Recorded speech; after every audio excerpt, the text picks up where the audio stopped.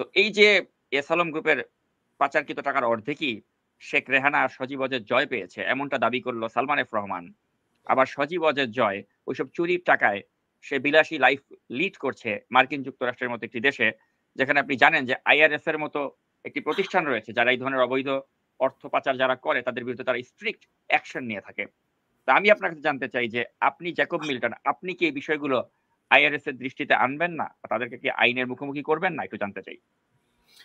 সাকিব, একটা কথা, সালমান রহমানের মতো লোকজনরা নিজ স্বার্থে মিথ্যাচারিতা করবে, লোকজনদেরকে ফাঁসায় দিবে, নিজে ফাঁসবে, জয়ের সাথে চুরি করে কামকুকাম করবে, এগুলো আমার কাছে এগুলো ডাল ভাত।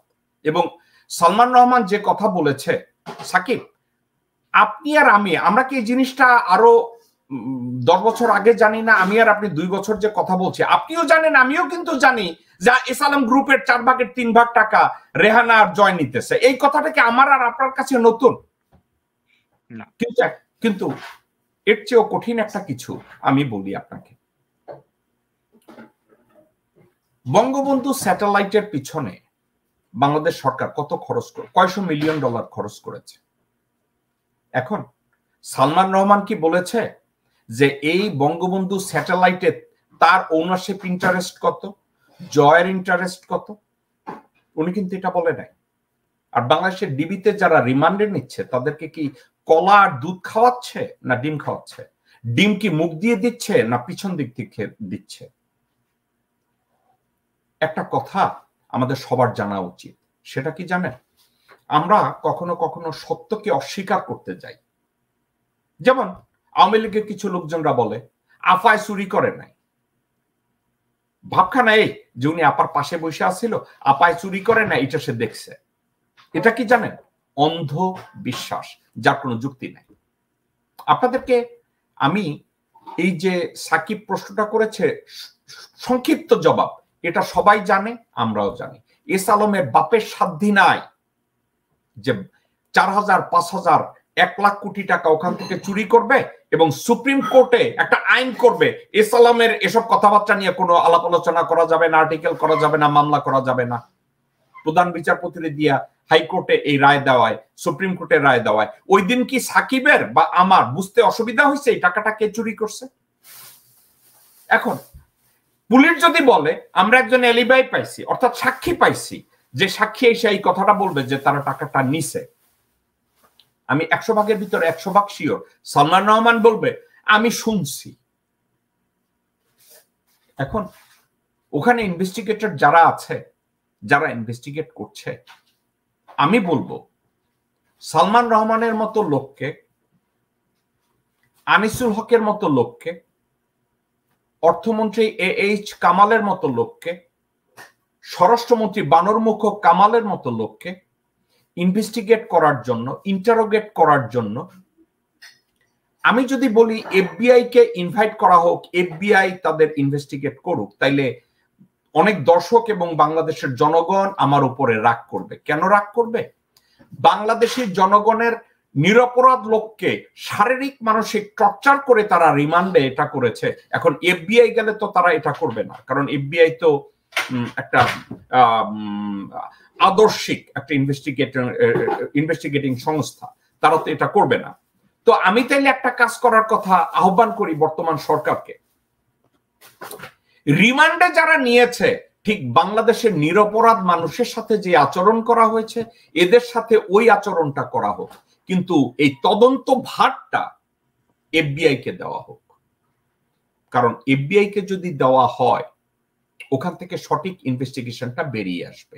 আমি কথাটা এজন্য বললাম, ডিবিতে, ডিজিএফআইতে, আর্মিতে, নেভিতে, এয়ারফোর্সে, র্যাবে, বিজিবিতে ভারত এবং আওয়ামী নিযুক্ত লোকজনরা এখনো আসেন। আজকের তারা যে কথা বলছে যে সজীব জয় এবং রেহানা পয়সা চুরি করছে, 2 দিন পরে তারা বলবে শারীরিক অত্যাচার থেকে মাপ পাওয়ার জন্য সালমান রহমান এই কথা বলছে। কি বলবেন? জবাব আছে কিছু? কারণ বাংলাদেশে সঠিক বিচার ব্যবস্থা, সঠিক ইনভেস্টিগেশন, এটা কি কখনো হয়? এটা তো হয় না। তো তাদের এটা করা উচিত।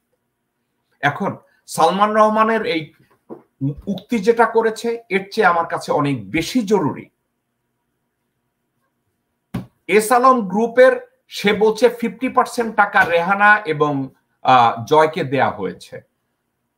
আমি বলবো এটা ঠিক না, 50% টাকা না, এর পুরা দায়ভার হাসিনা, এর পুরা দায়ভার রেহানার, এর পুরা দায়ভার পুতুলের, এর পুরা দায়ভার পুতুলের মা, পুতুলের খালা, শেখ পরিবারের এই কয়জনার।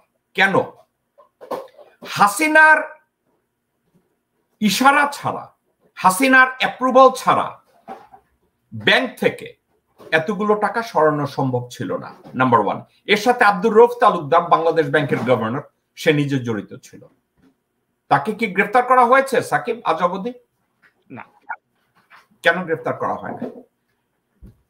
ডাক্তার আতিয়ার রহমানকে কি গ্রেফতার করা হয়েছে এখনো? করা হয় নাই। কারণ এরা সবাই খলনায়ক, এরা সবাই উল্টাপাল্টা করেছে। আমাকে একজনে একটা কথা বলেছে, এই কথাটাকে আপনি কিভাবে বলবেন?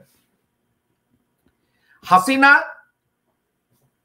ক্ষমতায় থেকেছে ভারতের পরোক্ষ প্রত্যক্ষ সহায়তায়, রয়ের হেফাজতে এবং বাংলাদেশের সশস্ত্র বাহিনীর একেবারে টপ লেভেলের 2-4 জন লোকের সহায়তায় হাসিনা ক্ষমতায় ছিল। সাকিব, আপনি খুব ভালো একটা ইন্টারভিউ করেছেন আর্মি চিফকে। আমি আপনার প্রফেশনালিজমকে আমি অত্যন্ত সম্মান করি। আপনি খুব এফেক্টিভলি বেশ কিছু প্রশ্ন করেছেন।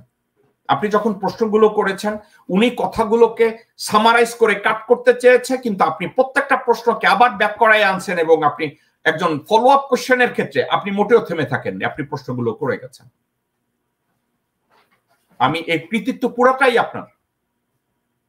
এজন্য বেশ কিছু লোকজন আপনার উপরে অসন্তুষ্ট হতে পারে, জেলাস হতে পারে, এটা তাদের ব্যাপার। Let them do whatever they do, and you did whatever you substitute.